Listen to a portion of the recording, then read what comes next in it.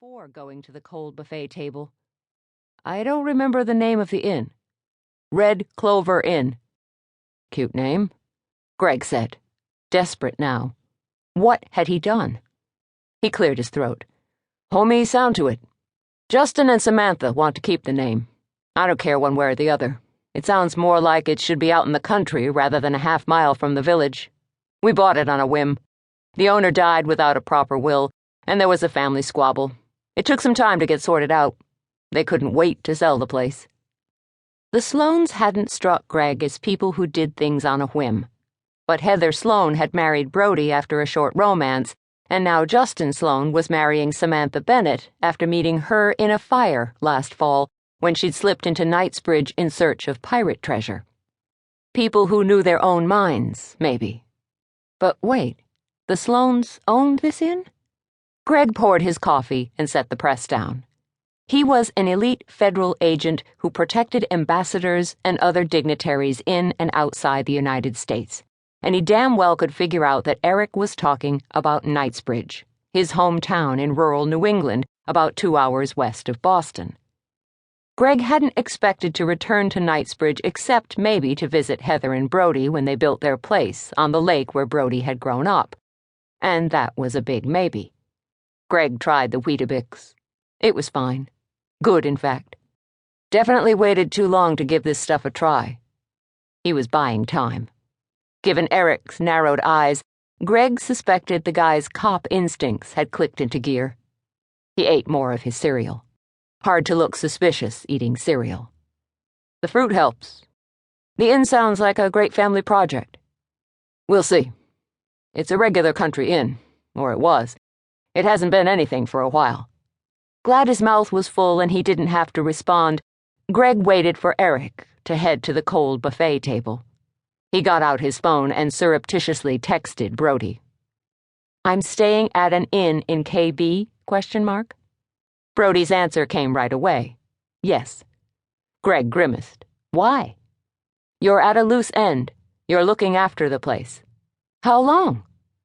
While Justin and Sam are on their honeymoon. A week? Maybe 2.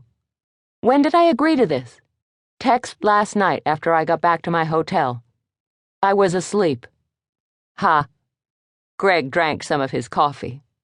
His head was going to explode. He didn't want to mess up anyone's honeymoon, but he'd obviously been impaired when he'd agreed to this mission, or whatever it was. He typed again. Animals? Bats, mice, spiders, no pets or farm animals.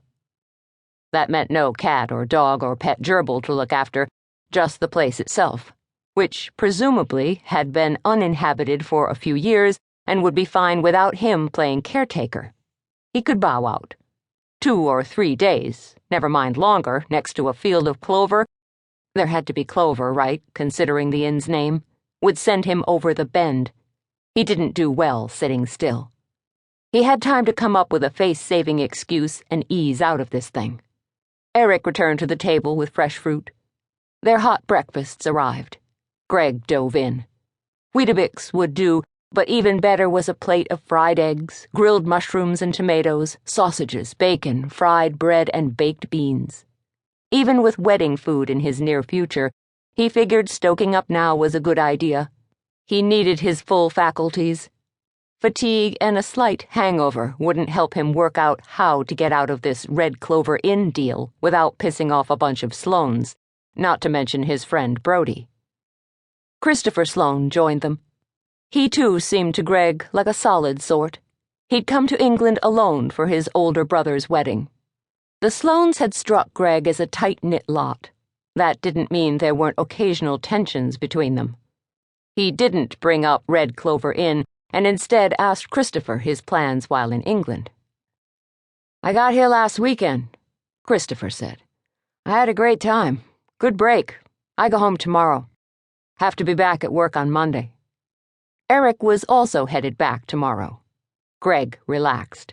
There'd be enough Sloans around to look after this old inn of theirs. They didn't need him.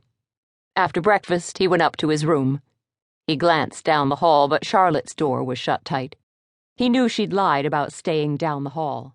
He'd heard her going into the room adjoining his.